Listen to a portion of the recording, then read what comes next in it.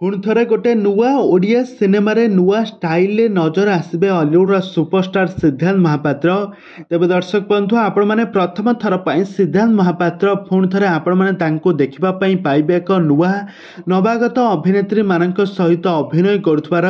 ସେ ଗୋଟେ ଧଳା ଘୋଡ଼ାରେ ବସି ତାଙ୍କ ହିରୋଇନ୍ ପଛରେ ବସିଛନ୍ତି। ଏମିତି କିଛି ସୁଟିଂ ସେଟ୍ର ଫଟୋ ଭିଡ଼ିଓ ବର୍ତ୍ତମାନ ସମୟରେ ସେୟାର କରିଛନ୍ତି ଆଉ ଲେଖିଛନ୍ତି କମିଂ ସୁନ୍ ଓଡ଼ିଆ ଫିଲ୍ମ। ତ ଏମିତି କିଛି ସେ ଟାଇଟେଲରେ ଲେଖିଛନ୍ତି। ତେବେ ଦର୍ଶକ ବନ୍ଧୁ ଏ ସମ୍ପର୍କରେ କ'ଣ ରହିଛି ଅଧିକ ଅପଡେଟ୍ ଜାଣିବା ପାଇଁ ହେଲେ ଆପଣମାନେ ଆମ ଚ୍ୟାନେଲକୁ ସବସ୍କ୍ରାଇବ୍ କରି ପାଖରେ ଥିବା ବେଲ୍ ଆଇକନକୁ ଦବାଇ ଦିଅନ୍ତୁ। ଦର୍ଶକ ବନ୍ଧୁ ଆପଣମାନେ ଅଲିଉଡ଼ର 90 ଦଶକର ସୁପରଷ୍ଟାର ହେଉଛନ୍ତି ସିଦ୍ଧାନ୍ତ ମହାପାତ୍ର। ସିଦ୍ଧାନ୍ତ ମହାପାତ୍ରଙ୍କ ଆକ୍ଟିଂକୁ ସାରା ଓଡ଼ିଶାର ଦର୍ଶକମାନେ ବେଶ ପସନ୍ଦ କରନ୍ତି। ସିଦ୍ଧାନ୍ତ ମହାପାତ୍ରଙ୍କ ଆଉ ମାମା ମିଶ୍ର ଏବଂ ରଚନା ବାନାର୍ଜୀଙ୍କ ଯୋଡ଼ିକୁ ତ ଦର୍ଶକମାନେ ବେଶ ପସନ୍ଦ କରନ୍ତି। ଖାସ କରି ସିଦ୍ଧାନ୍ତ ଏବଂ ରଚନାଙ୍କ ଯୋଡ଼ିକୁ 90 ଦଶକରେ ବହୁତ ସାରା ଓଡ଼ିଆ ସିନେମାରେ ଦୁହେଁ ଏକାଠି ପ୍ରାୟ 50ରୁ ଅଧିକ ଓଡ଼ିଆ ସିନେମାରେ ଜବରଦସ୍ତ ଆକ୍ଟିଂ କରିଛନ୍ତି। ତାଙ୍କର ସିନେମାକୁ ଆଜି ପର୍ଯ୍ୟନ୍ତ ବି ଦର୍ଶକମାନେ ଭୁଲି ପାରିନାହାନ୍ତି।